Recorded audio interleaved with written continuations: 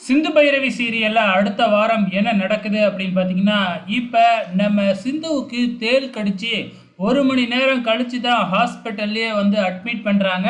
So Annapoorani மட்டும் இருக்கிறதுனால சிந்துவ hospital அழைச்சிக்கிட்டு வர முடியல. ஃபோன் பண்ணாலும் யாருமே எடுக்கவே இல்ல.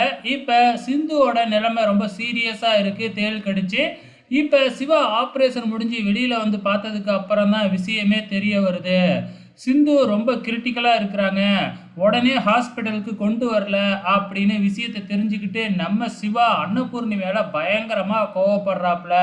நீங்க வேணும்னே தான் பண்ணியிருக்கீங்க. சிந்து மேல இருக்கிற கோவத்தினால தான் நீங்க சிந்துவ லேட்டா இங்க ஹாஸ்பிட்டலுக்கு அழைச்சிக்கிட்டு வந்திருக்கீங்க அப்படின்னு சொல்லி தன்னோட பெரியம்மாவ சிவா திட்டுன்னு திட்டுறாப்புல. ஸோ அதுக்கப்புறம் சிந்து பக்கத்தில் உட்காந்து ஃபீல் பண்ணிக்கிட்டு இருக்கிறாப்புல.